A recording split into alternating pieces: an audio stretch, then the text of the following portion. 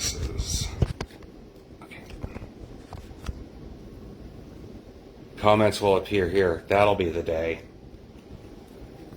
We'll see if they do.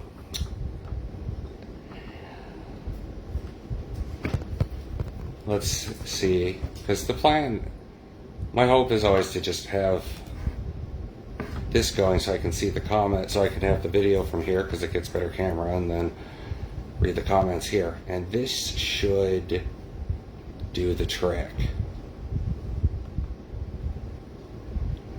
Yeah, as long as I can get over the inherent weirdness of watching myself on another camera. Jesus, we're starting with the fireworks early. Actually, that's not true. Where I lived on Long Island, where Kara and I lived on Long Island, the fireworks, we had people who did fireworks. Our neighbors did fireworks every night from usually May till about beginning of May to about October. So yeah, we live in a good part of Florida, man. We live in a part of Florida that's awesome, and it sucks that it's in Florida, but it's better in Long Island. It's better in a lot of places I've lived. That's for damn sure. Okay, I don't think anyone's watching yet. I got one too, so we're just futzing around until people file in. Maybe that's what we're doing. Yeah, I'll tell you what you could do for me, honey. Can you leave a comment? And then we'll see what happens.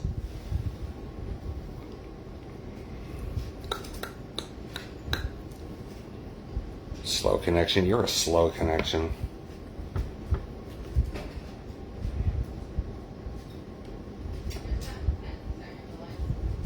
Yeah, one would think. You're so handsome. It's true. It's true in the eyes of a deeply unwell woman. I'm kidding. Oh no! Talk trash, your phone falls down. Okay, that's alright. We fix it. Oh no. Did we fix it? We gotta fix it. Ooh. Can't even fit in the camera. I swear. I'm pretty big these days, but I swear the camera adds 150 pounds. Okay, so by my count, we have one person here. That's alright. It's like I always say, repeatedly. If nobody shows up, then it's just, it's a fun video where I read some of the book, and then that document exists. Although I have to remember now, Facebook is deleting videos after 30 days if I understand that correctly. It's usually whatever, but I suppose I should keep some of them around. God forbid Facebook goes that extra mile for me. I understand, times are tough. Being incompetent takes a lot out of you. Alright, well, I'm going to wait. It's only 3 minutes in, and I'm not going to get a lot of reading done, per se, with the ferrets making noise. Because they will, until we let them out. And we're not letting them out until our housemate gets home. So, and they're super cool about it. They're not being, weird or anything. But, yeah, we'll show off this book a few times, but this is indeed why we're here tonight. We are reading We Have Waited Long Enough, which is such a cool title. I did not come up with it. It is a very cool title. It's got a bit of I've said this before, it's got a bit of a Raymond Carver, like what we talk about when we talk about love kind of vibe. And that, yeah, I like that. I'm a fan.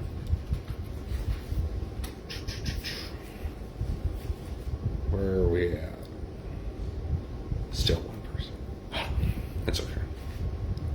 I know. Like a minute ago, I was like, it's fine, and then I check again. But yeah, you get, you're live. It's like my energy goes up, my nervousness goes up, anxiety goes up. It's annoying. I always feel super frantic, right now. I don't know how it's being conveyed, but I feel like I'm just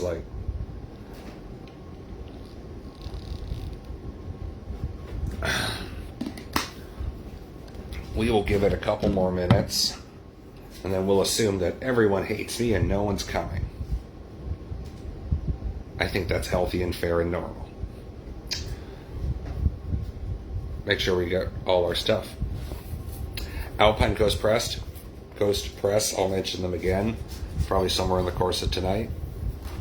They are the lovely people who put this book together. It's... What? Was what in all my socials? Yes. Yes, I told Instagram, I told Discord, and that's it. I've been trying to pare down my social media websites and usage. Not a judgment thing or a self-righteous thing. I just can't spend more than like 2 hours at a time on the internet now before I just like go crazy. Even being on for like half an hour gets pretty stressful, just inherently stressful. It's not necessarily what I'm doing or reading, just I get there and, you know, the stress starts. They get it. I'm just going to hit refresh a couple times too, but I do think this is coming through in real time, so there's that. They keep scratching like that. I'm going to keep reading, and then it's going to become a Nine Inch Nails song. That's how that works.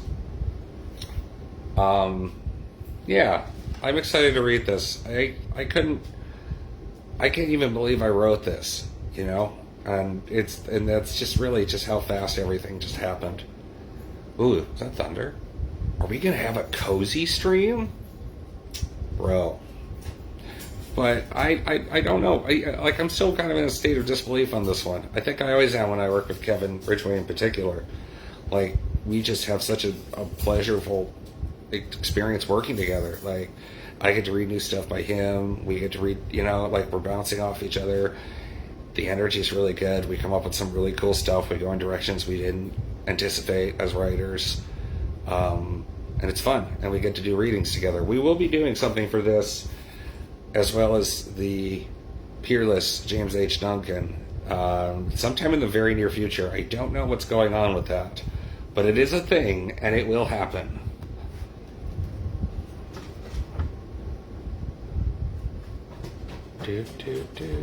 Okay, I did say. I'm trying to make sure I didn't like set the wrong time or something.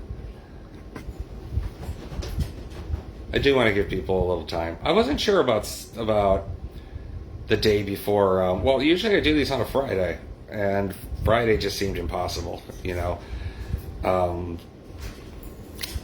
Just not a great day for a variety of reasons to schedule a reading. So I thought Thursday would be okay, and we'll see how that goes. But I thought, you know, I figured the night before, I figured a few decent number of people will be off work or whatever. I have no idea. I don't really know how that works, the 4th of July thing works. Usually you get the day off, right? Depending on what you do. Oh, man. Let's see how many books we got assigned tonight. Let's take a quick look at that. We've got 1, 2, 3, 4, 5, 6, 7, 8. We have 8 books assigned tonight. That ain't bad. That's not bad. And if you're hearing this and you want a copy of this book, let me know. I don't care if you get this 5 years from now. I'll probably still have copies for sale. It's $15. That covers your shipping. And if you buy it tonight, I'll sign it right now, live. We'll make a whole fuss over you. You'll be the center of attention. You will have the intense love and adoration of as many as 3 people at the same time. You can't beat that. Okay, we're going to stop fooling around when it hits that 6:40 mark. And I'm going to just do an intro and start reading. Sound good? This was kind of an intro, but we'll do a better one. I also learned that this book is very short compared to the other ones I've written. So I could theoretically breeze through this in an entire evening, or in a short evening in an hour. I think it took me like 45 minutes to read it today for rehearsal. Yeah, I rehearsed. I do. Sometimes. I usually rehearse. I usually do at least one. For these, I do like one run through. If I'm reading in person, I usually do a couple more, because that's a different thing. All right, my wife's here, so it's just like any other debate.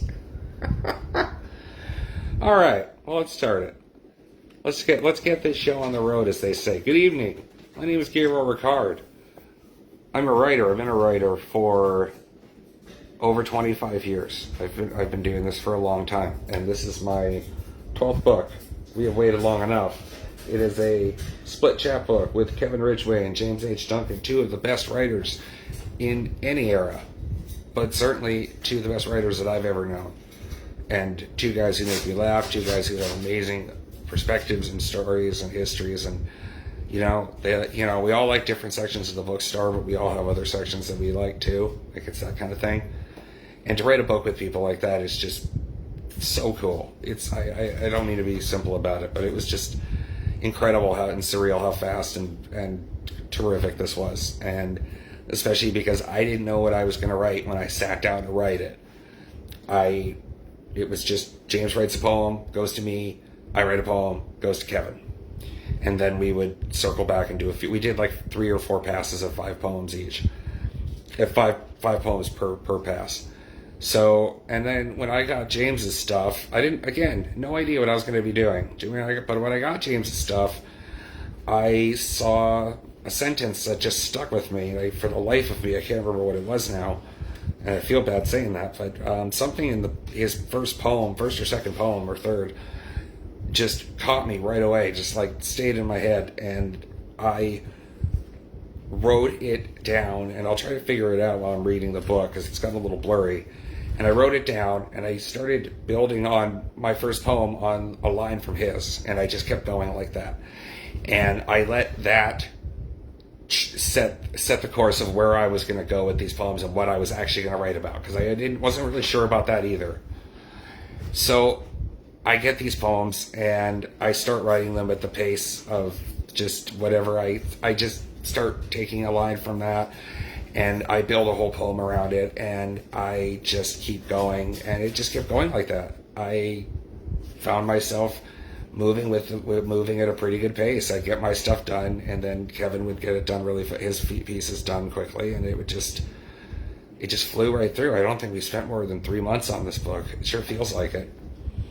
But I found myself going in a very particular direction. I found myself going to my romantic life with a little stop off into, yes, I had a sex life. It's true. I did. And I even wrote a couple of mildly saucy poems about it for this book. It was just kind of a weird, I just kind of was thinking about relationships and thinking about the way I've treated women, the way women have treated me over the years, and I've written about that quite a bit already, but building poems from stuff that was written by Kevin and James allowed these ideas about women's stories and mixing up stories and anecdotes and everything else and fantasy, just kind of swirling it all together. It all came specifically out of the idea of building a poem off of a line from James or a line from Kevin, and just going like that, because that took me in a different direction with ideas I'd written about before. So I do repeat myself in this book a little bit, but I think the angle that I came at these poems from has given me some of the most enjoyable poems I've ever written. I don't know if you're going to like them. I hope you do, but I'm particularly fond of these poems. I love all of my books, but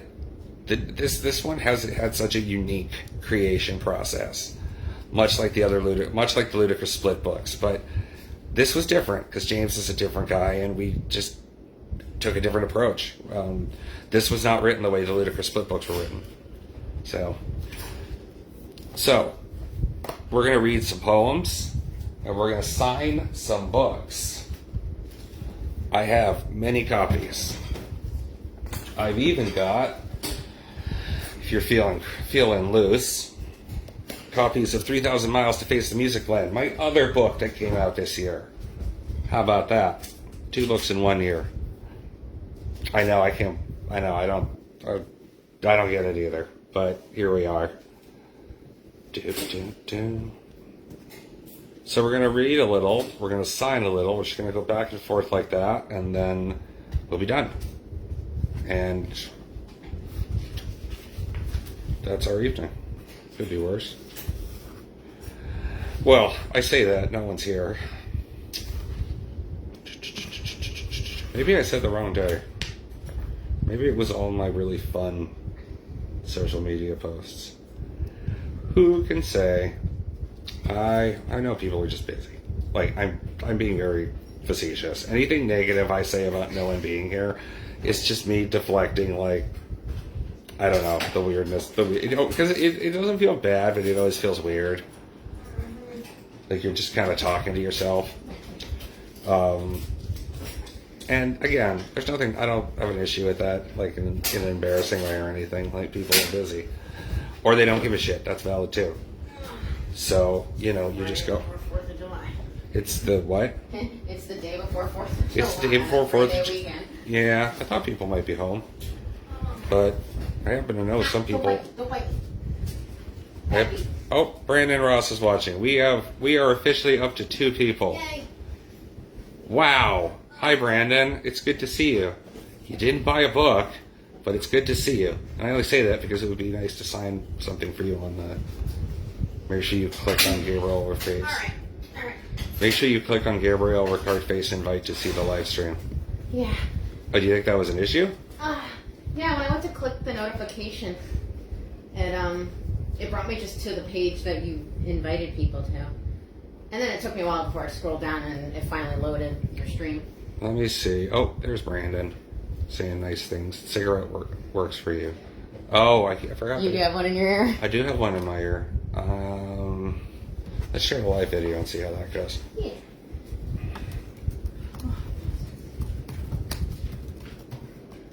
Who that? That's a biting fool. It's our one bitey ferret. Delia, Papa's reading. Okay. Let's. Now I keep almost starting to read. We're gonna start reading. Why do the comments go upwards? That's annoying. We also just kind of recirculate the message because apparently clicking on this is a pain in the ass. Again, thank you, Facebook. I ask so very little of you. To be fair, I don't pay for it, but I don't know. I feel like I've kicked in a pretty high psychic price. I think we all have. So yeah, these are very much in the theme of women and romance, but it's very, very, very sarcastic and a little maybe depressing. No, depressing's not the right word. I'll let you decide. But it's the kind of thing I think you'd probably expect from me. But bearing in mind that these are all just amalgams of things. There's different. Most of these poems are about multiple people from real life and dreams, and not literal dreams, but it's a mix of things. So if you think you're in this book, you might be, but not necessarily all the time or where you think. It's as close as I can get to being clever. We're going to read one. We're going to read the first one, and then Aaron is watching. Hi, Aaron. You've been coming to these things like crazy lately, and I appreciate it. We're going to read the first one, though, and we're going to sign some books.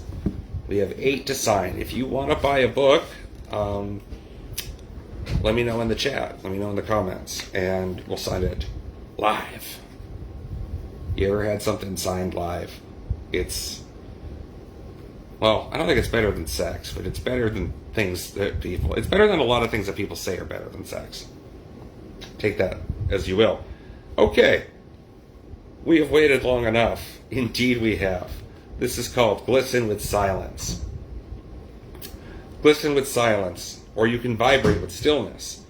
It's basically the same because no matter what, it's going to be 100 degrees in this used bookstore for as long as we can stand to wander with purpose and move through the rows of poorly stacked books and shelves with half a library in an alternate dimension where I can't say for sure what's going on over there, but when was the last time you heard so much laughter? We need to travel further or just get out of here. How many more August nights can we really stand each other? How long until you're going to get tired of me?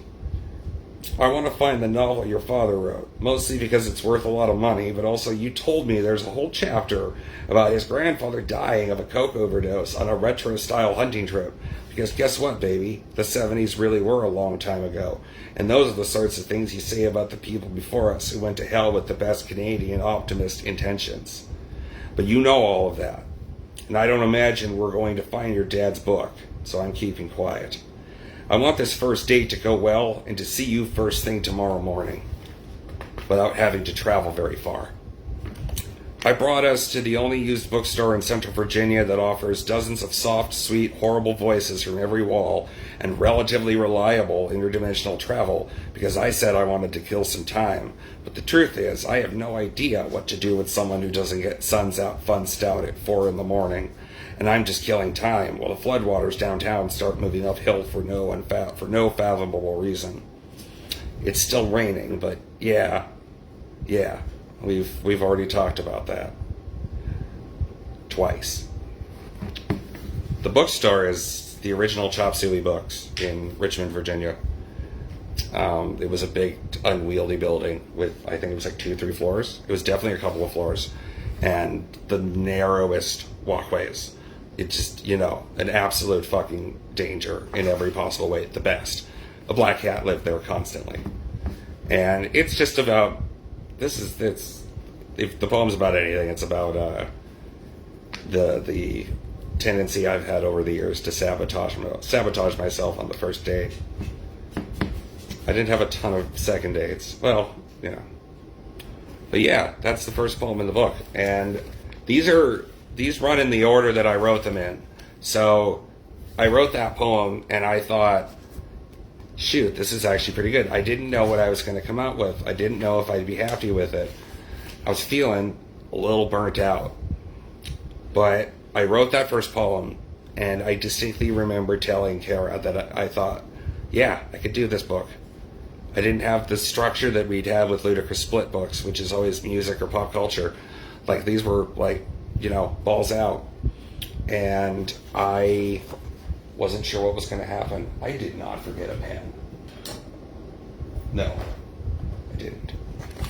All right, let's sign a book. This one, I could be better organized. I'm sorry. This one's going out to Jenny Rebecca. Hi, Jenny, if you're watching. Jenny bought this before... I believe Jenny bought this the night I did a reading and announced that the book was out and that I was getting copies, but I didn't know when. And she kind of just jumped into it, which I appreciate.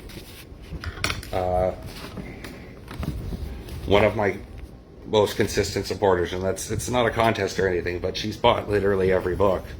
She's one of my great champions and one of the reasons why this is fun to do. And if you're watching, it's true. You're one of the reasons why this is fun to do. Everyone is, but there's something about someone who's just always there. It's really cool, and I'm grateful for everybody who's there at all. But especially for people who she didn't even know what the bloody book was about. And I appreciate that. If I could get 100 more people exactly like that, we'd be onto something. So we're gonna sign this to Jenny. What do you say to somebody who's bought 10 of these or whatever, however many books I've written? I always get mixed up because I had so much in production in the last 2 years that I've occasionally lost track. How's that for a humble brag? What are we gonna write? What do you think we should write? I didn't think about this.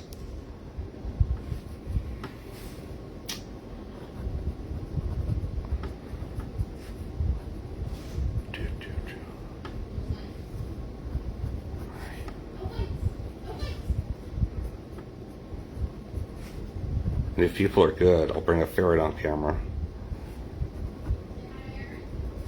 I did say hi to Aaron.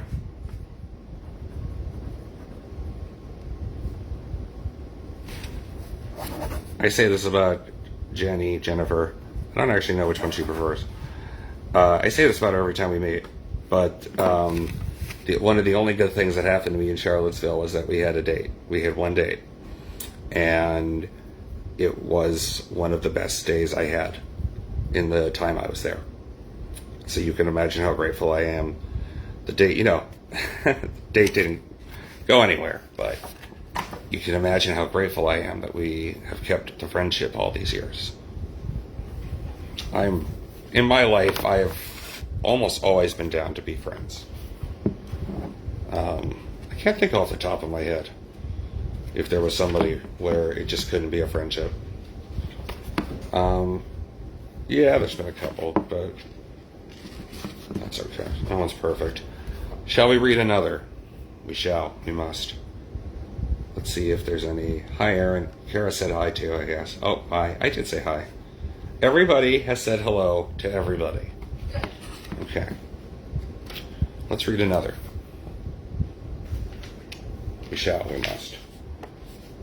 We should probably read one of the saucier ones before my sister gets here, if she's coming by. Emily, if you're in the chat, let me know, because, at the end of the day, it's fine, but like I said, this one leans a little, and obviously my sister bought a book, and that's fine, but there's something about reading stuff about, showering that, I don't know, something about saying it out loud. Like, would you say that to your mother? Probably not. Actually, my mom used to call me smegma breath to give you a sense of the sort of affection we had for each other and the kind of love language we have. Okay, let's read another one. And I think if there's any line that might have started me off that I know Kevin wrote, that started this whole idea off of riffing on a line and then building a poem on that, it might be the title of this next poem, which also starts my pretentious new habit of having two titles for things, because I'm bad at picking titles and I've cheated and found a way to do both. The fuck you have, buddy, you're probably saying, but that's okay. And the line, which is the title, is sometimes you eat the bar, sometimes the bar eats you. That's an expression. I don't know where it started, but I know it's in the Big Lebowski. And I know it's in one of Kevin's poems. I believe it's the title of one of his poems. And if I had to guess the first line that inspired me to do the book the way I did it, it was probably that one. Because I've seen that poem a few times around online, and it always... Or I've seen him say that title or something to that effect, and the line stays with you. It's a good line. Sometimes you eat the bar, sometimes the bar eats you. Or, how to avoid personal trauma and growth in the city on a Wednesday morning. There's something about Washington, D.C. in December, and the way it's part of being tired because either you're a piece of shit who won't stop drinking and making another breathtaking girlfriend cry, or because some people really do turn 53 when they're 29 and have been going on the road for the dumbest fucking reasons for 10 plus years and counting. Something about a shot of bourbon for the morning coffee that gets the two of you to the metro stop that takes you all the way to Farragut North. You're supposed to be going to the coffee shop to work, and listen, maybe you do for a couple of hours, but it's all so boring by 10 a.m., and you're already tired of freelance and writing novels and poems that are never getting published. Not ever. And you're tired of Lewin being such a prominent ghost for a movie that just came out a couple of weeks ago. And anyway, he's a folk singer, and that was in the 60s, and you're going to be different because you don't care if you live to 30. And you don't care if you miraculously stay on the convention circuit for the miraculous 5 years you live past 30. So you're buying out 6 or 7 airplane bottles from wherever, because there's no sense in being loyal to brutalism or whatever passes for architecture in that part of town. You're leaving Farragut North on the red line for the long ride on a test of wills to save at least 2 of your 9 airplane bottles for whatever fucking movie you're planning to see. It wasn't a great day at the office, but at least in the year of someone's desperate wandering lord 2013, you can get day drunk at a movie theater that's empty but for the cops and theater manager getting ready to try a sexy new way to get you to leave. And it almost rhymes with wretcheder and wretcheder. No one actually got hurt, but your girlfriend is pissed, again. And it looks like you might be single soon. again and again. The movie I'm specifically thinking of is the second Hunger Games, which was the only thing playing at the theater, and which I saw and almost didn't make it through because I was so fucking bored. No offense if you like those movies. Yeah, not for Carl Carlson. Although it's top 10 villain performance for Donald Sutherland, probably. It's amazing how scary that guy could be with just a voice and body language. Just, yeah, God, we've lost so many good ones. Speaking of which, tonight is loosely dedicated, if you'll allow me, to the late Michael Madsen of Reservoir Dogs and other movies. Reservoir Dogs and Free Willy in the same year. That's called Range Baby. He also wrote a couple of books of poetry, if I'm not mistaken. I've never read them, but I can guess. He seemed like a Charles Bukowski kind of guy. Nothing wrong with that, but it gets a little tiring after a while. I wanted to be like I didn't want to be a writer drunk. I wanted to be like a Peter O'Toole drunk. You know, that was the dream. That's what I saw in my head when I was drunk. I'm kidding, I didn't, but that's what the kind of drunk I would have wanted to be. So yeah, that's what that's about. That's about a guy who just is not getting his life together and doesn't know what he wants to do and doesn't know if he even cares. And I was spiraling, for sure. 2013 was a bad year, brother. 2014 wasn't much better either, but it got better as the year ended. So there's that. But yeah, 2013 was bad. And I wasn't the easiest person to be around in those days. So if you were dating me between 2011 and 2014, I apologize. If you happen to be watching. Yeah, let's sign some more books. What time we got? 7:02. Maybe we can sign one more.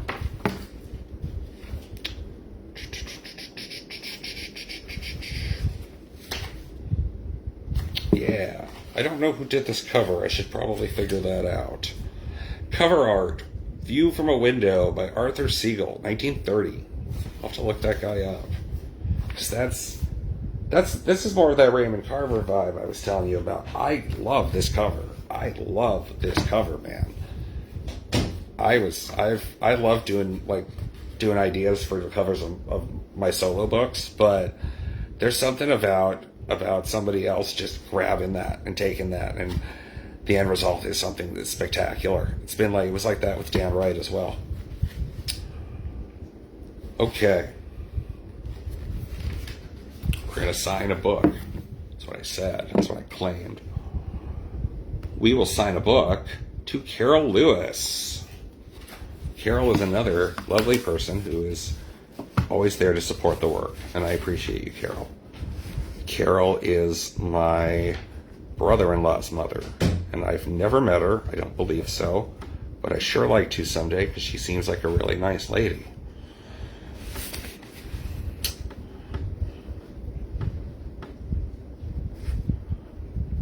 Maybe we should tell her. I'm going to say, you're really neat.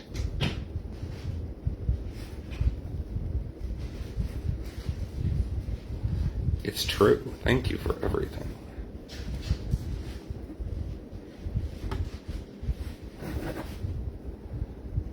It's just fun signing your name. Like, what's up? Oh, Frankie's on. Frankie's here. Since I have him here, since he's here, we'll look at that for just a moment, because that is a painting by Mr. Frankie Matt.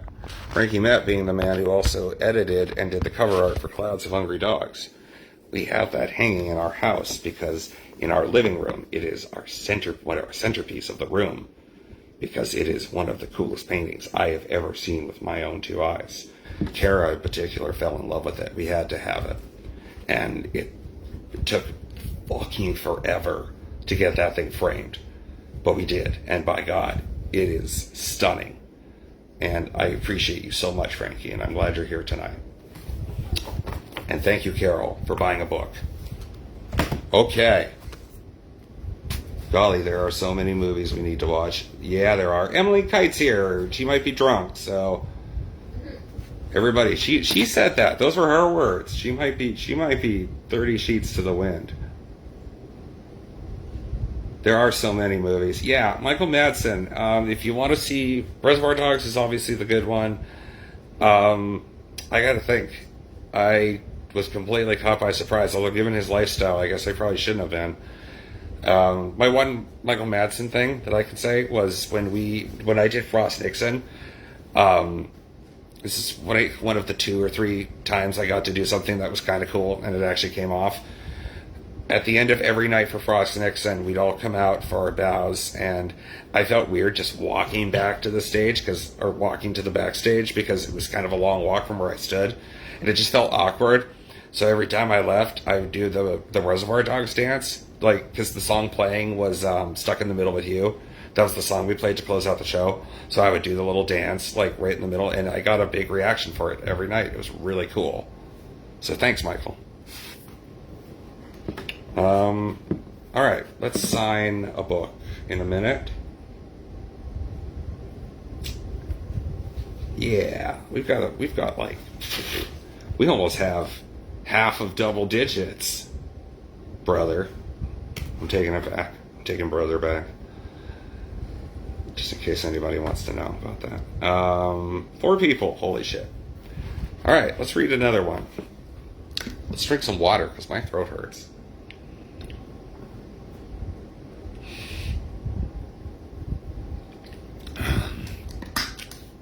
Apparently, you smoke for 23 years, your throat gets a little spicy. Hi. Nope, unit. Can't bring a fair on camera if they don't want to come over here. She did come over here for a second, but she wants snack. Alright, let's read. Oh, it's a fucking mess.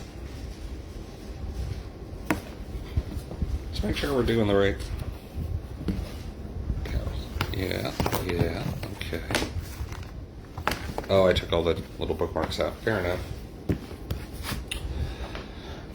I read through these and I was going to pick 4 or 5, and then I realized I could read the whole book in 45 minutes, which, again, we're probably not going to do, because I got to leave at 8 o'clock, or maybe a little after that. We got to get the book signed. And we got to read poems, if I can just shut up and read one.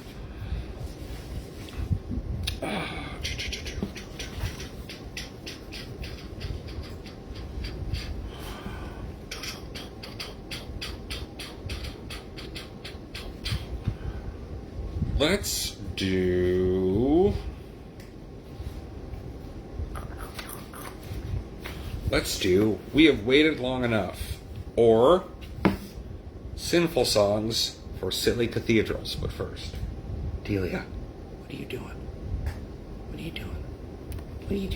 Oh. Nope. You're out of your fucking mind if you think I'm letting you go. You're out of your mind. You're absolutely crazy. Yeah. Hi. Hi. Go away.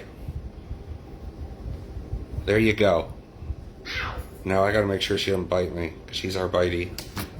Fucking hell. I wish dearly people could have seen that. She just did a jump and from the couch to the table, and she kind of went like this and just immediately dropped. Yeah, she's in a mood. I don't know why. She had a great day. This is called We Have Waited Long Enough, or Sinful Songs for Silly Cathedrals. You have turned the curtains into splinters, the chairs into gowns, and I'm going to let you know how I really feel by sitting in the living room, drinking beer with a whiskey chaser. I can be a crazy mixed up kid in this crazy world too, and realizing that the traveler in my dreams, warning me about the future, is my grandson. And you have to wonder how bad it all gets later on if he's willing to ignore what thousands of screenings of Back to the Future told him. Or the traveler is just a traveler. And I'm just hoping there's something to all this business of death and my mother and my brother and everyone else who may or may not be napping gently and perpetually in an ocean of darkness vast enough for 1 million photographs of the love I have for them, represented as being to the moon and back again. And the year doesn't matter, the time, the place, the bedrooms for children who live in the walls and talk about the 1920s like it's going out of style. I walk past the bathroom. You're screaming in the shower with your clothes on. I go out to the garage and suddenly I'm out of breath, and it's 30 years back, and I've been running everywhere to find my dad. Who can say why? I don't have a lot of wisdom at 43, and you don't have any reason to love me. But you don't actually see me very often anymore, so I've been hoping you'll eventually start to miss getting up at 7 p.m. to waste our community college prime on the Hollywood Hills. No one made nudity and crass, desperate boredom at 3 a.m. quite as much fun as you. That is what I would like to call an alternate timeline poem. It's imagining a life I could have had if I had, not met the person who might be my soulmate. Shit, it's true. I tell people that now because I don't give a fuck. I don't believe in soulmates, Gabe. I don't care. I don't care. I do. At least I do now. And my soulmate's in the other room, so cram it. Let's sign a book. Okay, let's sign a book. Because we got to get through like 6 more of these before 8:10. I'm not staying much longer than that because I've got stuff to do. Not really, but Kara's going out of town tomorrow for a 4th of July thing with her family. She's going to be gone all weekend, so I want to hang out with her for a minute. I gotta go to bed. We go to bed early around here. I go to bed at like 10 o'clock. Who are we signing this to? Emily. My sister, I love you. I hope that we can all hang out sometime, maybe in this decade. And not in reference to the passing of a family member. That would be cool. We all just hang out, like, for an afternoon and no one dies. I like it. I like it.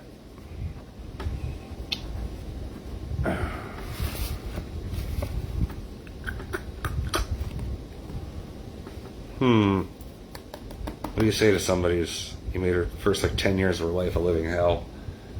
Emily's like, the first 10?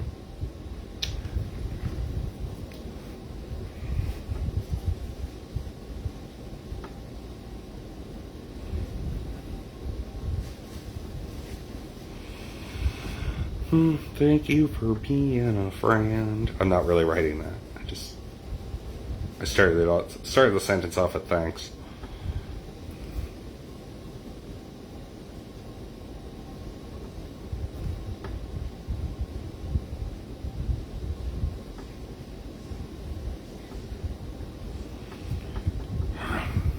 I always try to write a little message in these.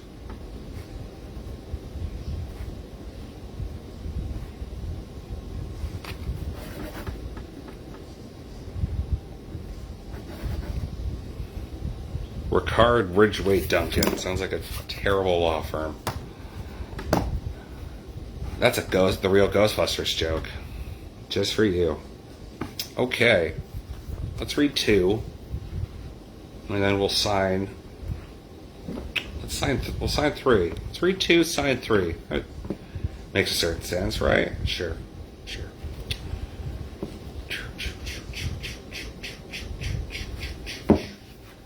Okay. This is one of the saucy ones. A little bit. We'll see how that works out. Oh, fair enough. Yeah, Emily's like, Emily Kite is like, I didn't buy a book. No, you didn't, Emily. I'm just kidding. I swear I'm kidding. I don't care. Well, I care in the sense of I want the book to sell 1 million copies, but I don't care that, it doesn't influence my adoration of you and your amazing work. Emily Kite is quite a poet. Hopefully you'll have a chance to see that for yourselves one of these days. Okay, we're going to read, this is one of the saucy ones. Well, minimal sauce, but it's there. It's called 5 a.m. Groaning Blues, or Seduced by the Stardust Under the Sky at 5 a.m.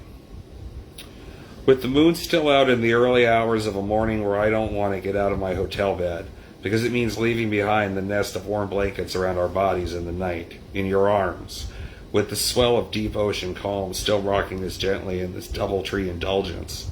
It means getting ready to catch the bus from the graffiti-ravaged storefronts of New Jersey with its abandoned strip malls, filled with emergency room payphones all the way back to Virginia. The long shower where you joined me just as I was thinking about getting out and were promising to see each other soon. Kissing. Shower sex is a nightmare, even when you're young and dedicated enough to fuck someone on any available or unavailable surface. But at least when you're young, you have a little more patience for the things that benefit from hindsight. No one else in our hotel room. Your friends disappeared to sell Freddy Krueger gloves to misanthropic gadabouts at the airport, and maybe find an uncomfortable available surface or two of their own. There was something about love, which in hindsight, I'm sorry for meaning it at the time, and then you had my hands on your hips for as long as we pleased, your hand groping a fresh surprised look out of my face, despite the fact that my eyes were almost certainly closed when I craned my neck downwards to take a nipple in my mouth. If we're not careful, I'm going to miss the bus, because it takes hours to come back to life if you die fucking in a bathroom where the steam from the shower pushes the walls all the way out to the forefront of oblivion, and you're just moving through time with another person wrapped around you. And they say something about getting back under the covers, and you hear yourself say you're going to miss your bus. Get the next one, she says, simply, astonishingly naked, and shockingly fond of me. Did you get the next bus? I'll never tell. A gentleman doesn't kiss and tell. So they say. All right. Another thing in this book that's very, very prominent is aging. Because if you spend 18 hours a day by yourself, you're going to have the odd existential crisis. And by odd existential crisis, I mean one just about every fucking day. So aging is very prominently on my mind. Especially with, death affecting me in terms of the people I lost to, or all of whom who weren't that old at the end of the day. Of all the people I've lost in the last few years, none of them were super old. You had a couple of people in their early 70s, but I don't know. In a good situation, the average life expectancy is a bit better than that. Speaking of life expectancies, hi Nala. She might be doing old lady stuff all over the floor. I don't think I saw her do it though. I'm just not really going. Oh, come here, All right, let's read this one because this was. oh, she did a little. Oh, stop. This one's called "Prove It All Night," like the tattoo says. Or, we carry this multiverse within our filaments. That's one from James or Kevin. It's when I'm walking you to the door of your hotel room that I'm imagining the next 20 minutes if you let me in. But the fact that I walked with you to the door at all was much, much too desperate. My smile made its own marks of damage on the sides of my mouth because I was tired and out of anything close to acting natural. You were impossibly sweet, and it's not a good look to admit I was staring at your breast the entire time you said goodnight, thank you, and without actually putting words to the evening, no thank you to what we discussed in the elevator, while I was almost ready to let my body fly solo through the valley of blackout darkness. Have to imagine you probably knew I was staring like Lester Bangs trying to find linear notes, hieroglyphics in the rock and roll rubble of the bad news potential of your body, and you had a sense of how disappointing it was probably going to be. Fair. That's fair. And at least this is one of those times where it's possible to keep the medical science miracles of my imagination to myself. Warm days if you make it all the way to 105. Yeah, it's about maintaining a rich fantasy life.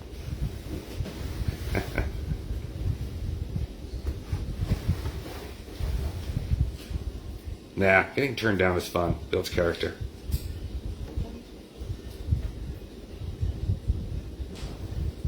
He kisses and writes a poem, obviously. Well, again, if anybody sees themselves in one of these, maybe not. That's all I'm saying for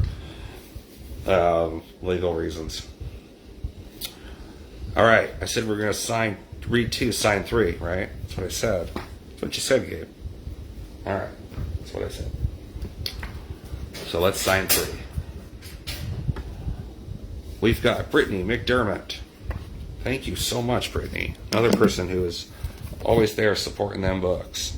But first, it's Pringle. Hi. Hi. Hi. What's up? What's up? Okay. Release me, sir. Yeah. Brittany's another person I don't get to see as much as I'd like. And living in Florida has made it certainly more difficult to see people, which I'd call a mixed blessing. 98% of the time I'm pretty content not to be bothered. And, somebody's like, oh, I can't get out that way. Florida's too far, or to, Florida. And I'll go, oh man, it's a real shame. No, I don't. It's just in the sense of not wanting to hang out or talk to people anymore, or moving away from people. All right. Speaking of which, thank you for buying a book, Brittany. Very cool. I will see you soon. We will hang out soon, I promise.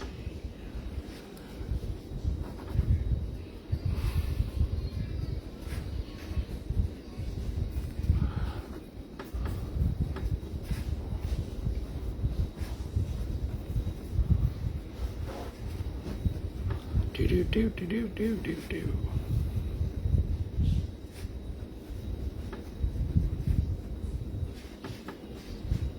What is that sound? Is that, no, not you. You don't sound like. I guess Jonathan's listening to his phone. Yeah, probably. I just left the TV on. I just keep hearing it sounds like cartoon characters are having sex. Which I'm not judging, but if it is hentai, turn it down, please. This is a Christian household. What? You. Oh. You bet. We're big into Jesus around here. No, he's alright, I don't dislike Jesus. There's that. Alright, let's sign another book, man. This is to Robert V. Aldrich. Robert is an impossibly nice guy, an impossibly cool guy. I don't know if he's still doing panels at conventions. I don't know what he's doing these days. Because Robert, as all right-thinking people should do, deleted his Facebook account, if I'm not mistaken. He deleted it, or he doesn't use it anymore. But he's only on Instagram, and I do not spend any amount of time on Instagram. You'll learn this if you send me a message, because you may not hear from my ass for a couple weeks. If it's important, message me on Facebook. I don't check Instagram a lot. I don't like going there. It's depressing. So he's only ever there, so I'm not there. So I don't know what he's doing these days. But if you happen to go to a convention and you see Robert V. Aldrich's name on the bill, whatever he's hosting, whatever he's doing, go see it. Go read his books. Read what he writes. The man is beyond talented. I've known him for nearly 20 years. He was one of the first people I ever met at a convention. I don't know if he remembers it, but I remember it because I made fun of the way he talked. Well, I didn't make fun of it. I said he sounded like, he sounded a lot like Campbell Scott, the actor. He had that same kind of delivery.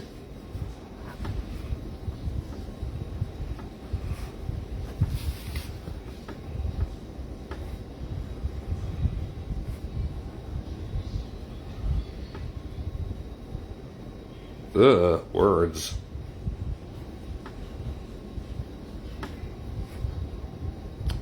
It's a shame we can't let AI just sign these for me, right? May as well. I don't want to talk about AI. Just making a comment. I got nothing to say about it.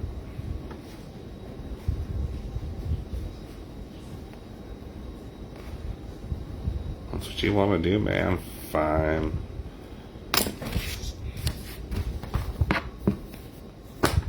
No skin off my nose. Okay, let's sign one more. And then, as mentioned earlier, we also have copies of 3,000 Miles to Face the Music Land. If you'd like a copy of that, let me know. You buy it with the new one, there'll be some kind of ridiculous discount in it. I don't know what that'll be, but it'll be ridiculous. You'll say that. Those will be the first words that you'll say, that's ridiculous. And I'll say, no. For you, you get that discount. Because I need to make money. I'm fine, but yeah, Cultured Vultures is, they're doing stuff. They don't need me right now. And that's okay. And I don't feel like fighting to get, I don't feel like fighting for the jobs that are out there. So if anybody wants to just give me a ridiculous amount of money to write every month, but hey, that's what a Substack's for, right? Certainly not thinking about anything like that. Nope. All right, sign one more, and then we're going to read. This one goes out to Dino Zucconi. I'm saying that right. I always hope I'm saying that right. Dino's another good friend who almost always buys a book. I think he has always bought a book. Dino works for the guys who make the WWE games. And so he gets to do all that cool wrestling stuff all day. He gets to hang out with Paul Heyman. And you name a wrestler, if they've been in the WWE games, he's in the last 10 years, he's probably met him. He has one of the coolest jobs on the planet, and he deserves it, man, because he's the guy you want. He's the guy you want making wrestling games. I know some of those WWE 2K games. I know some they're a little hit or miss, but to be sure, they're being made by real wrestling fans. I can promise you. The new one looks pretty good, but I'm not feeling wrestling much these days. Patreon. I've thought about Patreon. Aaron Hudgens saying Robert V. Aldrich is a lovely guest to have at conventions. It's true. He did a panel. I went to see one of his Transformers panels because he's a big Transformers guy. And it was, I'm at best a casual fan of Transformers. And I almost went out and bought all the DVDs for at least the original run immediately after seeing after his panel. Like, he just filled me with enthusiasm for Transformers that I didn't know I had. And that's the kind of guy he is. But yeah, Patreon's an option. Substack seems to make sense, though. Substack seems to be the one. Patreon might have a bigger audience, but Substack is more centric to writers. Or at least, like, writing, visual medium kind of. I think people do photograph stuff there, too. Who wants to say hi to Delia one more time? Before... Hello. I know you're here to steal one of the plushes on the couch. I'll let you do that, and then we'll show it off. Come here. Don't let go. My daughter. Thank you. Thank you, baby.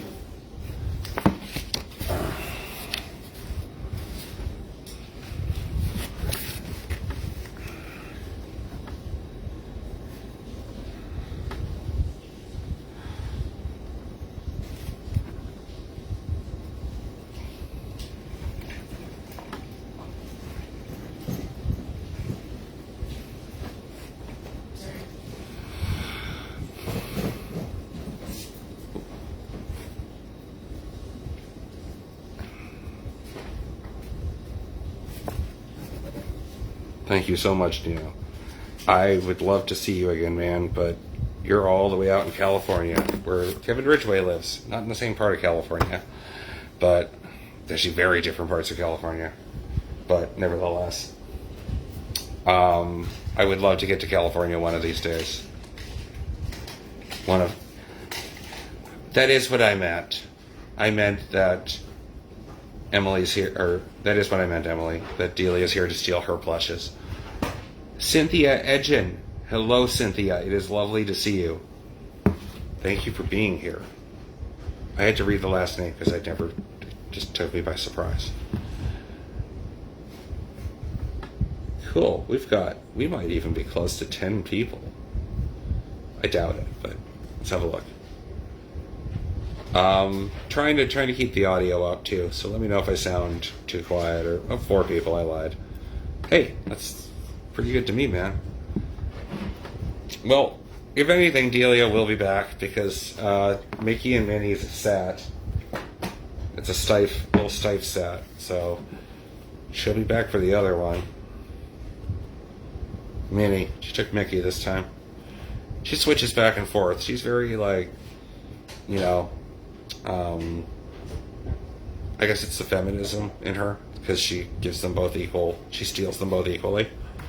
It's not just a kidnapped Minnie, damsel in distress situation. What the fuck are you talking about, Gabe? I don't know.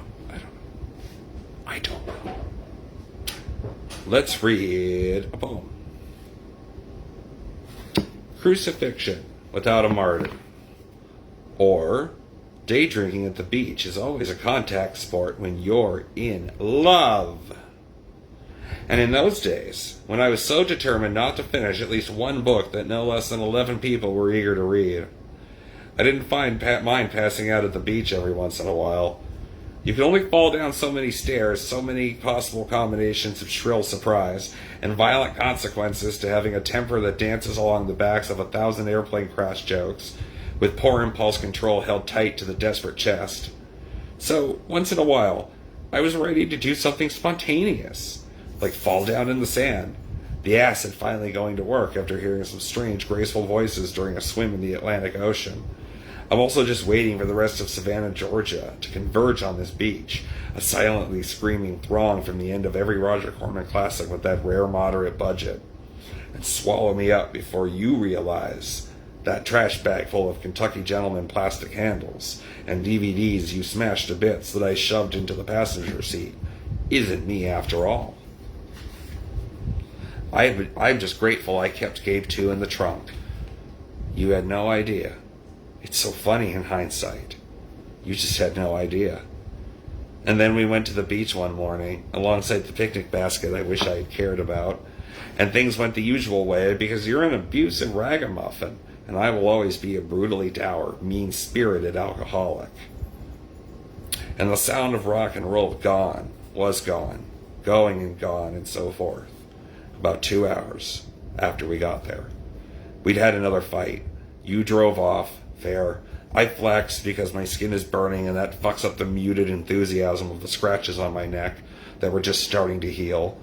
You drove off and I've been alternating between tall boys and frozen margaritas that are quickly taking my rent money to a Dick Tracy basement to fucking die, while a man high as a rocket in the furthest reaches of the outer space swings a makeshift dumpster dive iron rod in sharp whips over my head. It's a bit like the helicopter wings that Jacob Singer sees as he's dying in Jacob's Ladder. And as I wonder if my new best friend might also be my biological father, I also wonder if I'm remembering the movie wrong, because I am very, very, very out of the past and away from the present, but also very fucking wasted right now. Yeah, well, some of them are a little easier to figure out than others, right? An equal opportunity plush dealer. That's true. It's not. I pronounced your name. Apparently, I pronounced Cynthia's last name correctly. It didn't seem like a hard one to do. But that's what that's what people say to me about my last name. They're like, "What do you mean people call you Richard?" And I say, "I don't know what to tell you. It's not our best and brightest."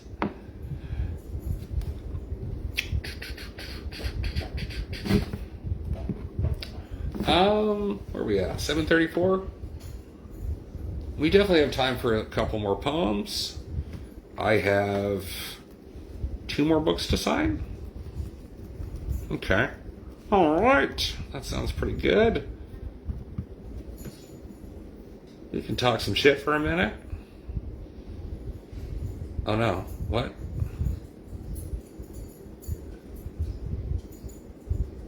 Oh. Okay. Yeah. Hopefully you've got something to do this weekend. Hey, look, if you got 4th of July plans, no judgment, man. If Kara's got 4th of July plans, she didn't choose them. It's one of those family things you can't get out of. And oh darn, I have to be home to take care of the ferrets. Shoot. I'm crushed.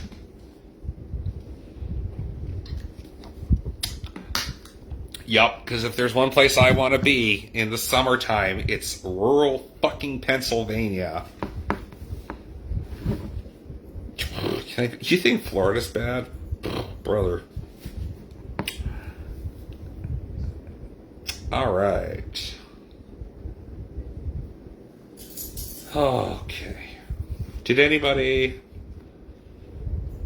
Because we're going to be getting to the end of the book signing portion pretty soon. If you wanted to buy a book, this is your last chance as far as like a live thing goes. If I sell a whole bunch of books after this for some insane reason, then I'll do another live signing. But usually it's a one and done thing because I don't know. We'll pretend I have something better to do. I don't, but we'll pretend.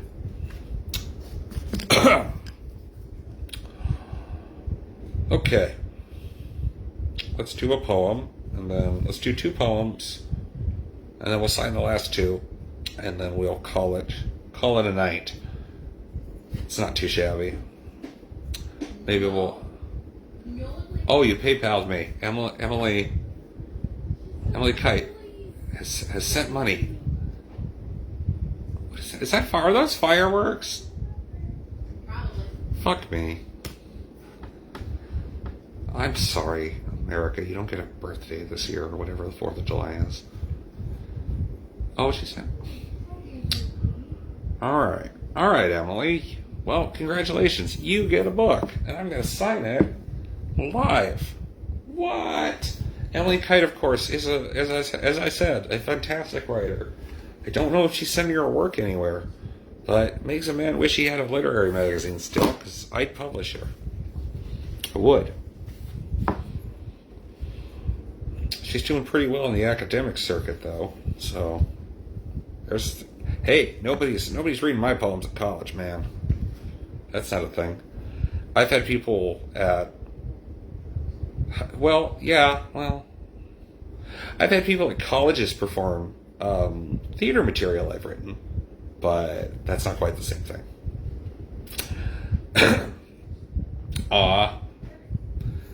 Well, thank you, Emily. I can't wait to sign it. I'll sign it in just a minute. I'll sign it after the 2 poems. Let's do 1 poem, actually, because this is a decent long one. And then we'll sign the last 3, and then we'll see what time we're at, and we'll wrap up with 1, maybe 2 more poems. Probably 1 more, because my throat hurts. This one's called Full of California, and I Can't Stand Up. Or the folk singer and the movie star. Can I live in the mean charm of this memory forever? Are we going to be concerned, rolling the eyes until I'm dead and gone and less cringing in hindsight? If I write about wanting to live in the beautiful dream of California's rolling hills and creepy farms for a while, but not actually forever, because even I would get bored of Grindr Men and Tom Waits interviews. And the waiting. My God. I'm full of bourbon on a lot of these Greyhound trips, but it's fine when half of the rest of the bus is buzzed on cough syrup, Miracle Mountain painkillers, and all manner of intrusive thoughts, and I'm reading and listening to music and being calm during the waiting. And the memory also has the benefit of avoiding the jaded gaze and the sick boredom with the idiots who look like elevator buttons and scream like rock and roll stars in a room of almost half a dozen.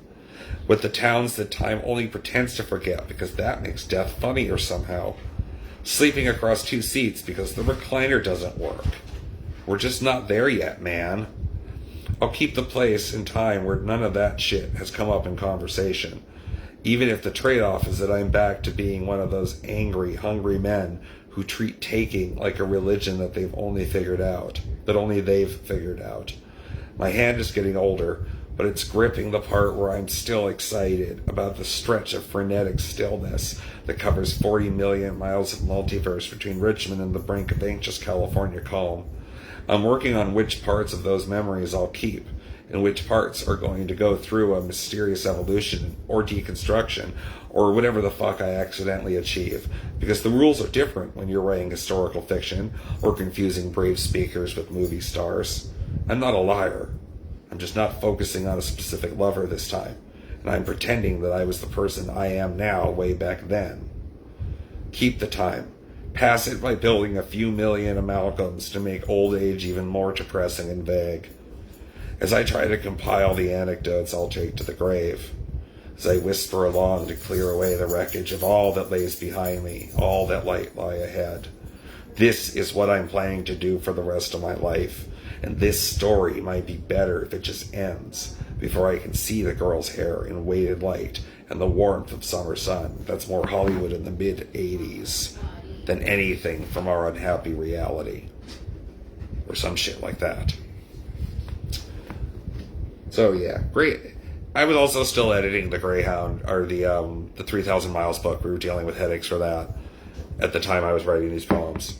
And so the Greyhound stuff is still very prominently on my mind. But again, I know there's a lot of... I do feel like I hit a few things I've talked about in previous books, but the way I think I went to them, I got to talking about them, was very different from anything I'd ever done. And unlike some of my poetry collections, there's a very strong theme here. Actually, usually when I write with some other people, when I write with Kevin or whoever, Kevin and whoever else we're working with, there's a theme. I don't know what I'm doing next. Kevin and I have talked, by the way. We're definitely doing another book together. We want to do one with James. We want to do one with Dan Wright. We want to do one just the two of us. You know, we're fools for working together. So I know we're going to start on something this year. I told him I would love to start on something in the fall, start another project. So I would love to get away from some of this stuff for the next book, but we'll see. I say I'm done, and then I find something else to talk about. And I feel like there's stuff here that is pretty unique to the book. One would hope. Okay, let's sign those last three, and then we're going to check our time, and then we're going to read one more, maybe two, and then we're going to go home. Happy birthday, Emily, indeed. Sorry, itchy nose business. Okay, let's sign Emily's.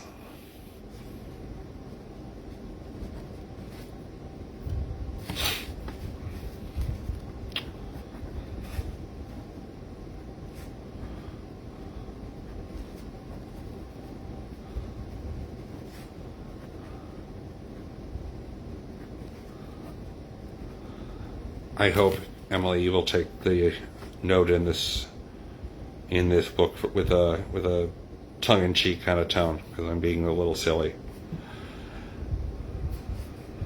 Hey, somebody's biting. Oh. Hi. Why are you biting me? I see. I see. This is not going to last long. You can't be trusted. Have some ferret butt. There you go. Hi. Are you happy to be up here? I might have to ask you to come get your daughter. Because she can't be trusted. Can you be trusted? Would you trust her? What a stillness. Baby. Do I have to pay more because Delia walked to my book? Yes, you do, actually. We'll talk about that. Hi, I can't put you down because I can't trust you. Perhaps if someone were to come in here and take you. Please. I didn't mean to say it like that. Somebody, anybody. Thank you. My lovely assistant, Jonathan. I just didn't trust her, man. It's the second I put her down, my ankle's gone. All right, let's finish this note.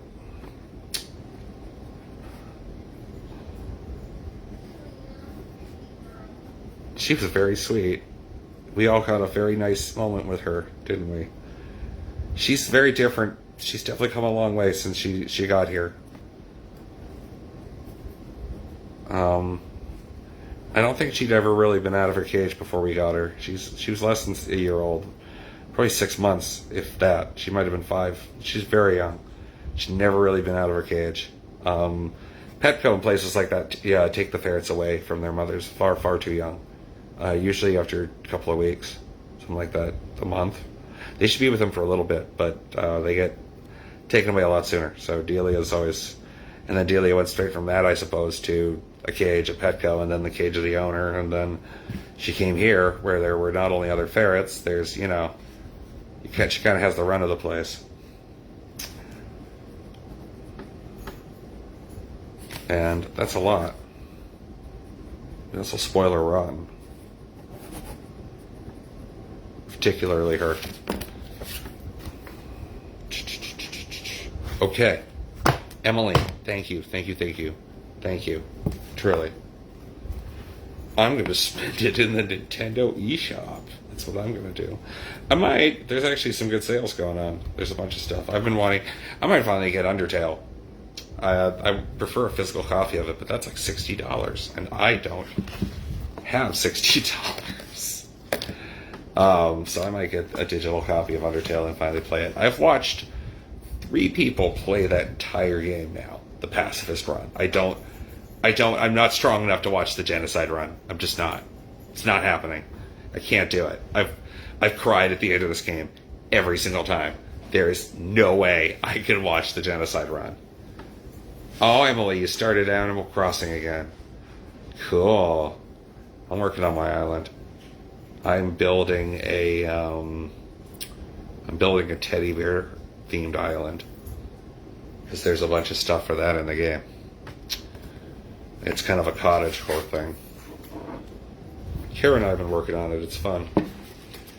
And with my Switch 2, I might start a second island. It's always been a dream of mine to start a second island in that game, and just have an island that's like vibes, because I usually work with themes and stuff, and that's been fun. But I've always wanted to have an island that just put a bunch of crazy shit there, or do like one of my older design builds again or something. And I might do that. I just haven't had time. I've shifted to video games a lot in the last few years, and now I'm one of those people who doesn't have enough time for the games that I'm getting. Cynthia will be ordering a copy too. Golly, Cynthia, thank you. That's so exciting. We'll sign that for you as well. Make sure we got enough. Yeah, we got enough. Of course we do. I have quite a few copies. And our friends at Alpine Coast Press were good enough to send me a whole box of these babies. So this is pure profit, man, after media mail. So I was able to do it at a lower price. My books these days are usually $25, but because I got to pay for the books. But I was able to get copies this time, and so that's cool. You buy this book, I'm getting like $10. Because say what you want about America, but media mail still the tits. And that's why it's cool if you buy another book tonight. If you buy 3,000 Miles, my travel essay collection. I've also got copies of all my other books for sale. If you wanted to buy a few, obviously no pressure, but tonight be the night, because the shipping is going to be the same. Okay, so we've got assigned books for Cynthia, Michael, and Wesley.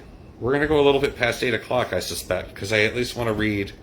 I want to close out the show with a poem. So let's sign all of those damn books, every last bloody one of them, and then I'll read one more. And as long as I'm out of here by 8:15, I told Kara to come and pretend that she needed me for something at 8 o'clock, but I think we're going to go past that anyway, and I at least want to read. I'm a stickler for routine, so I like to close out with a poem. All right, let's sign some books. Let's lose our pen and sign some books. Did I really lose the pen? It doesn't help when you have like vaping stuff that looks like pens. All right, let's keep that check, so I keep looking over here. All right, Michael Troy Shelton. No one like him, baby. This is the guy. Michael's the guy I've told you about. Who I miss. One of the many things I miss about doing my horror podcast, The Hounds of Horror, is that I'd always get these great comments from Michael, and I get comments from a few people, but Michael in particular would always have these great comments. Chris and I desperately wanted to get him on the show, and it's a bummer that hasn't happened yet, because this guy's got some of the best. This guy's got great insights. I wish this guy would write about horror for a living. I'm glad he's a world-class chef. That probably pays a little better, but this is a guy who could really tell you about a horror movie. And I would love to meet him in person someday, and we could do that. I've got friends in New Orleans. Oh, yes, Brandon, you have a baby. Yes. Well, if anything is good for... This is damn near an ASMR video. Boring poet yammers on into the darkness. If that doesn't put your little one to sleep, I don't know what will. 5 across the eyes. Don't mind me. I've just been really fond of that expression lately.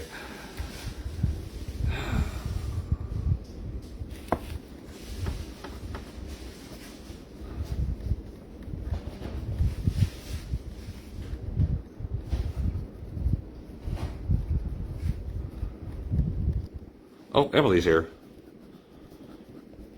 Good news, Emily. You missed the R-rated poem. So. Oh, Sinners? I haven't seen it. I haven't seen it yet. I haven't had a chance. I watched...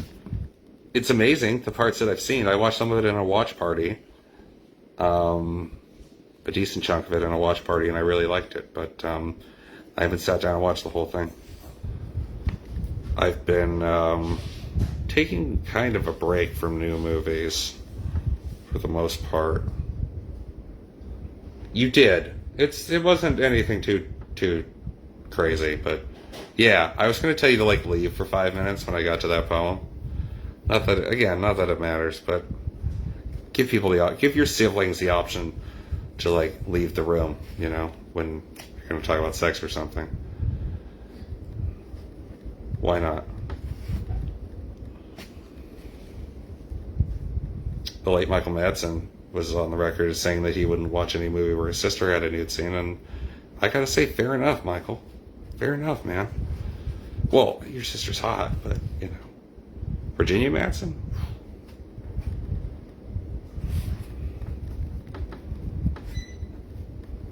I love that she came back. She had that cameo in the newer Candyman. The way they worked that out was really good.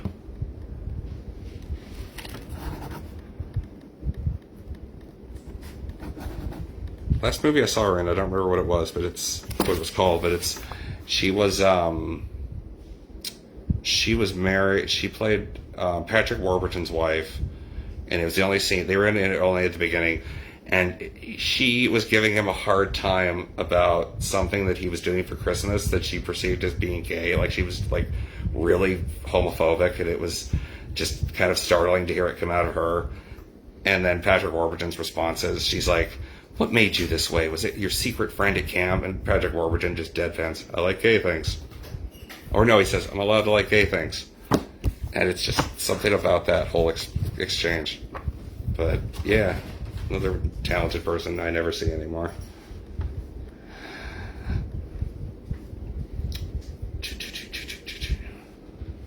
Dang, what cruddy luck. No, I know. I will see. Brandon, stop crying. I'll see Sinners. I'll tell you what, buddy. You abandon your child and come up here to Florida, or down, whatever it is, and we'll watch Sinners together. No, I'm just, like I said, I'm kind of on a break from new movies. When the universe cancels your two movie columns, right one after the other, and the movie, the medium that you're writing about is everyone's, kind of moved on to other things. It's hard. I don't know.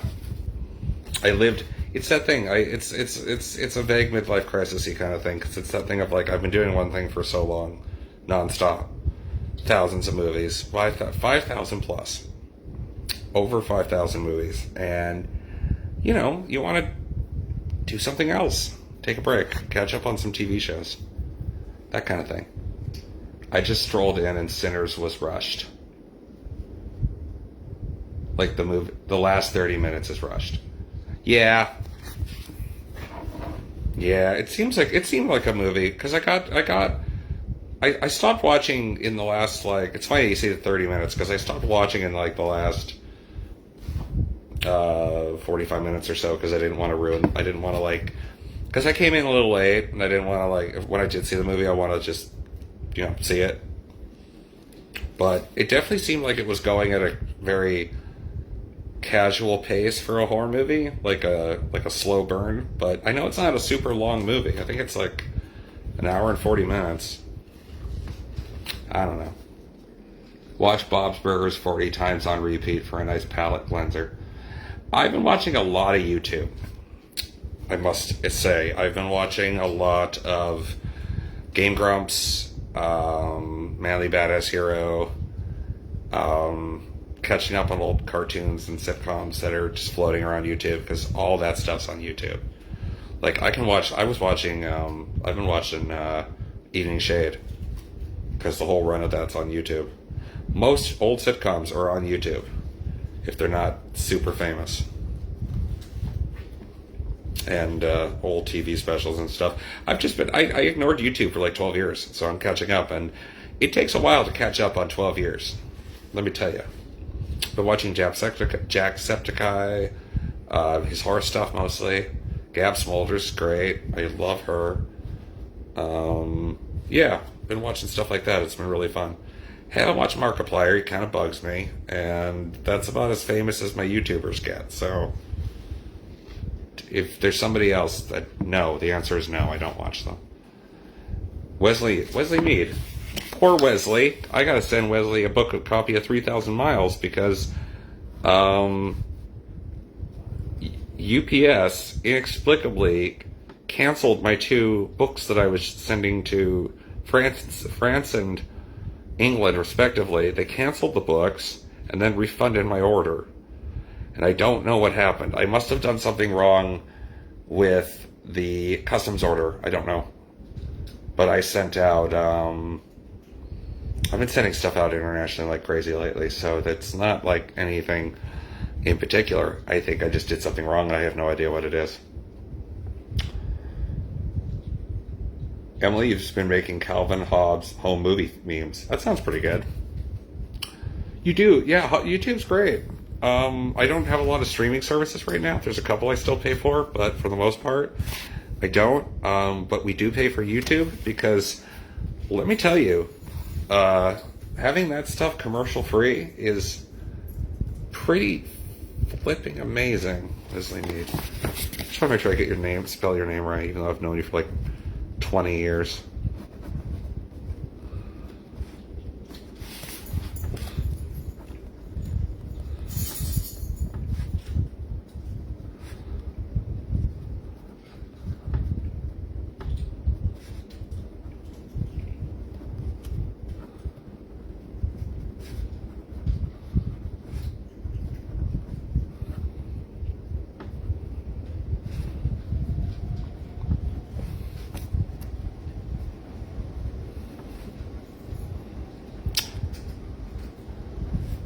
Like I'm slowly watching Jacksepticeye's playthrough of Death Stranding 2 because I played the first one a tiny bit and I was terrible at it, so I just decided to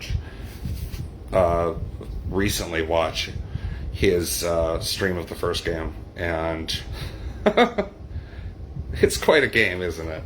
It's cool. I liked it. I like high concept stuff, even when it's a little pretentious. Death Stranding might be the most pretentious video game I've ever seen. Detroit is a close second, but that's also one, again, the high concept thing. And if your concept is ambitious enough, it's just going to sound goofy sometimes. It's like the Cloud Atlas, which I know some people fucking hate that movie because it just is so unbearably pretentious at times, and I agree. but I have such a strange fondness for that film. It might be, no, what is my favorite Wachowski sisters movie? Because it sure as shit ain't The Matrix. Probably Speed Racer. Bound's good too. Those two have had some bangers. I tell you what kind of Matrix fan I am. I thought the new one was great. I liked it a lot. I thought it was a great riff and deconstruction of the original trilogy. Or the other, how many were there? 4? 3? 7? There's quite a few. Hideo Kojima is a fucking freak. I love him to death, though.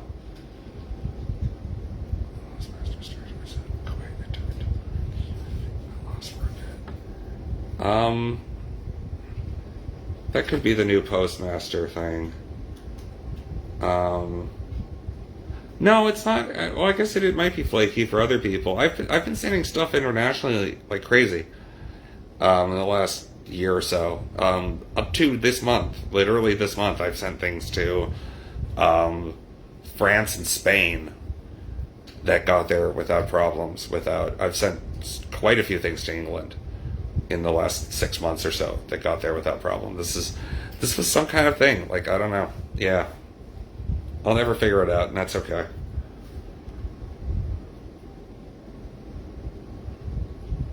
I've never read the book Cloud Atlas. I have no desire to. I'm sure it's good. I can only imagine what that book is like. The movie's the way it is. And I like that though. It's a weird one for everybody in it. Everybody in it gives some of the strangest performances of their career. At the time, it was cool to see. At the time, it was a novelty a little bit to see Hugh Grant playing that kind of antagonist, that kind of villain. We've seen him do it a lot more in recent years. I know. I even literally told them that I had instructed you to do this. Yeah, and then you said, no, we're going to go longer. Yeah, we're going to go to probably like 10 after. I knew you were trying to kiss me. I wasn't. I just want to make sure you were like done. If I can look at the goddamn thing. Thank you. Yeah, we got one more to sign, and then I was going to read one to close. Alright, hurry up. Okay. You heard the misses, guys. I'm sorry. Halo says hi. Hi, Halo. Hi. Tom Hanks talked about it on Conan's podcast. Did he like doing the movie? Did Tom like doing the movie? Because he's really good in it. And I know that there's some problematic elements to the movie. I have to confess, I know them, and I don't especially care in the context of enjoying them. I know that they're there, but I don't know. It's a case-by-case basis for me. I can overlook something, or overlook's a strong word, but I can take something in, the good and the bad, and you try to do that. And if you do that with controversial movies, so be it. Not for nothing, but Song of the South has got terrible, ideas in it for sure, but it's also got some of the best animation and live action up to that point in time. It's absolutely stunning how good it looks for its time. The live action and the animation, it's incredible. And yeah, it's Song of the South. So it's not Tom Hanks' worst movie by a long shot. That's going to be... What is Tom Hanks' worst movie? I'm going to be edgy and say You Got Mail, because I hate that movie. But no, it'd probably be that Hologram for the King, which was just... Jesus Christ. Have you seen it? Do you remember it? Because I don't. No, I loved him in Cloud Atlas. I thought it was just such a crazy fucking swing, creatively and narratively, and even when it doesn't work, you can say it doesn't work, but I wish people would be more impressed by effort, because I think movies are better when people can make stuff like that, along with the big blockbusters and the movies that cost like $20. Like, once in a while, somebody should get to make a Megapolis. You know what I'm saying? Just some incomprehensible fever dream. Just give somebody $50 million and let them go crazy. I think movies are better when we have that. And I also just think there's some good performances in it, and I love the cast. Wachowski sisters cast their movie. I don't know who does their casting, but like every one of their movies, casting is just perfect. Even the Matrix movies, just absolutely perfect. Mazes and Monsters. Mazes and Monsters. I have a friend who hates Tom Hanks to this day. Like, genuinely hates Tom Hanks because of what they perceive to be the damage that was done to Dungeons and Dragons by the movie Mazes and Monsters. Like this guy actually hates Tom Hanks because of that. That's a long time to carry a grudge. But all right, let's sign our book to Cynthia. Let's read one more poem. Let's figure out a way to fix this. Okay, why did I do this?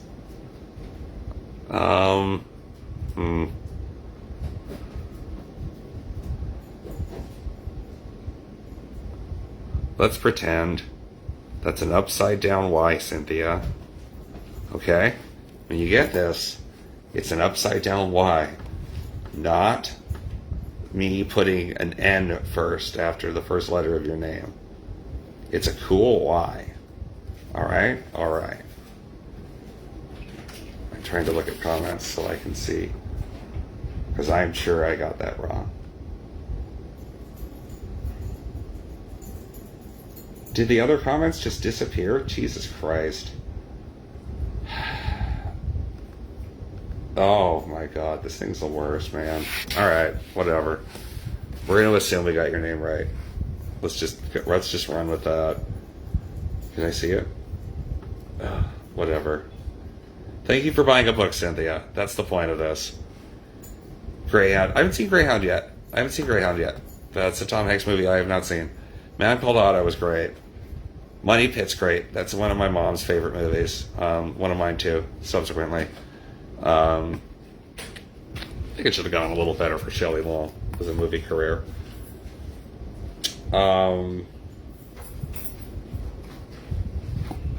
Yeah, so we're going to pretend, Cynthia, when you get your book, it's a cool upside down Y. Definitely not a swastika. It's a cool upside down Y.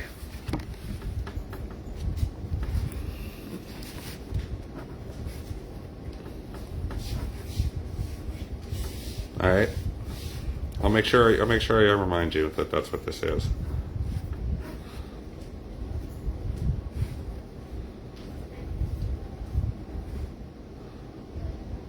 Yeah, he sure was. Tom Hanks also does an absolutely amazing impression of Michael Clark Duncan. I'm not kidding. Go look up Tom Hanks at Michael Clark Duncan's funeral, because he tells a story that Michael Clark Duncan told him about joining a gang when he was a kid and then coming home and his mom beat his ass. And Tom does a Michael Clark Duncan voice to tell Michael's part of the story. And it's hysterical. It's really funny. God, what a cast, huh? Harry Dean Stanton. Yeah, all the good ones. Michael Clark Duncan, also known as the only reason to watch Daredevil.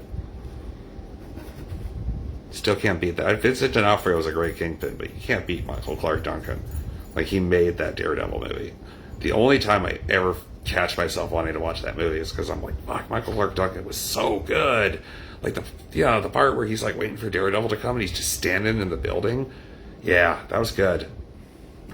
The one moment in the movie where you were like, oh shit. And that was because he was that kind of actor. Yeah, Green Mile's a tough one. We think Nala might have had an experience with the Green Mile because we were just talking about this the other day. She's living with her second business. She's lived a lifetime long enough for 2 full separate ferret businesses, which is groups of ferrets. So, who else was in the Green Mile? David Morris? I want to say David Morris was in it. That sounds like something he would do. I actually know people who like the Ben Affleck Daredevil movie. I do. Unironically, they like that movie, and good for them. there's worse ones, honestly. And I always said this, I'll say it again, there was nothing wrong with Ben Affleck playing Daredevil. It just wasn't the right take on the character. And the movie itself is a mess. Sam Rockwell was in it? Oh yeah, he was, you're right. Wow. What did I just see? I just saw him in something. The guy with the mouse. That was, it's funny. We were just talking about Evening Shade because he was on that. Michael Jeter. He was also in The Stand, I believe. He died, I think that was one of his last movies. I think he died of HIV. I don't remember, but I know he died pretty young. But yeah, great actor. Michael Jeter. Just absolutely amazing. He was also in Fear and Loathing in Las Vegas. He's the guy who is giving the talk at the hotel that's hosting the police convention. And he's like talking about Margaret Mead and some shit. Cancer. Okay, fair enough. Fair enough. Not that that's any better. Okay.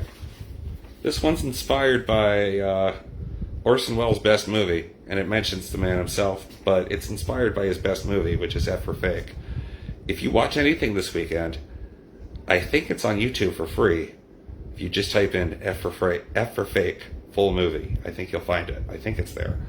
But watch it. It's his best movie. I like it more than Citizen Kane, and I think Citizen Kane's pretty good. I think it's all right. Touch of Evil's good too, but F for Fake is the one of the most profound influences I've ever experienced, and it's also an electrifying movie. It's the one movie I recommend everybody watch on acid. All right. Last poem, and then I'm out of here.